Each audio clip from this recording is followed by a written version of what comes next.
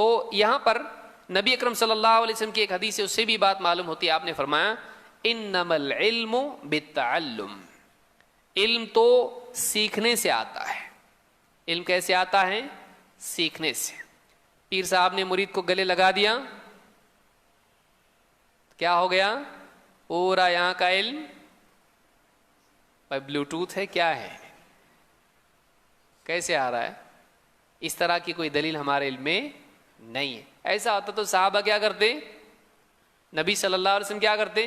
سارے صحابہ کو آ جاؤ، اتنا لمبا 13 سال تک 23 سال تک سیکھ رہے ہیں، بیٹھ کے لکھ رہے ہیں. ابو ہریرہ رضی اللہ تعالیٰ عنہ.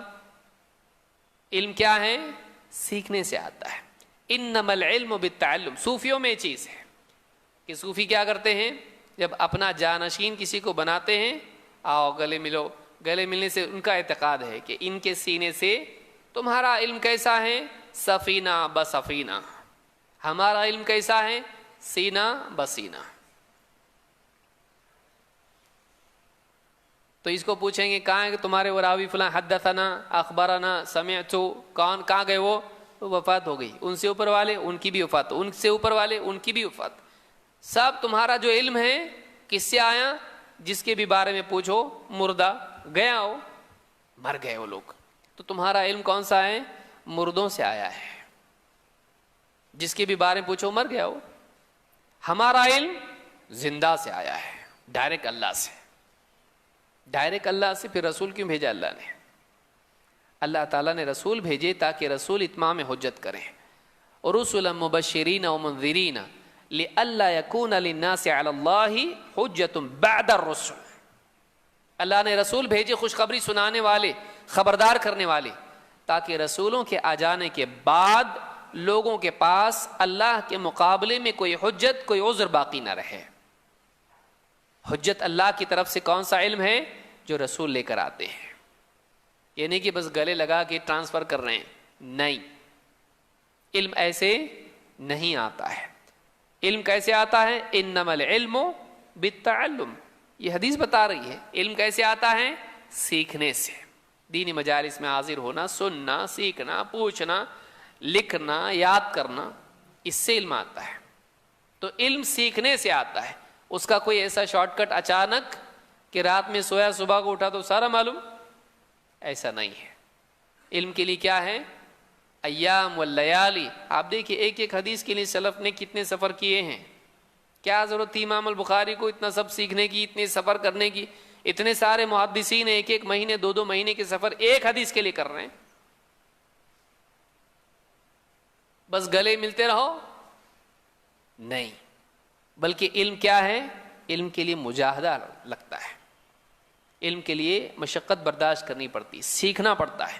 گھنٹوں بیٹھ رہے ہیں دروس کے اندر، گھنٹوں سن رہے درس، راتوں کو بیٹھ کے کتابیں پڑھ رہے ہیں، خطابات علماء کے سن رہے ہیں، حدیثیں اس کتاب سے اس کتاب سے نوٹ کر رہے ہیں، بار بار اس کو پڑھ کے یاد کرنے کی کوشش کر رہے ہیں، تب جا کے علم دل میں بیٹھتا ہے. علم سیکھنے سے آتا ہے. جس علم کے لیے مجاہدہ ہوتا ہے اس علم میں برکت بھی ہوتی ہے. جب علم کے لیے انسان والذین جاہدوا فینا لنہدینہم سبلنا، اللہ تعالیٰ نے کیا فرمایا؟ جو ہماری راہ میں ہماری خاطر مجاہدہ کرتے ہیں ہم اپنی راہوں کی رہنمائی ان کو عطا کرتے ہیں. اس آیت سے معلوم ہوتا ہے کہ ہدایت بقدر مجاہدہ ہوتی ہے. ہدایت کا مدار مجاہدے پر ہے. اسی لیے امام مسلم نے اپنی صحیح میں یحییٰ ابن ابی کثیر کا قول نقل کیا ہے. یہ حدیث کے روات میں سے ہیں. کہتے ہیں لا یستطاع العلم براحت الجسم. علم جسم کی راحت سے حاصل نہیں کیا جاتا ہے.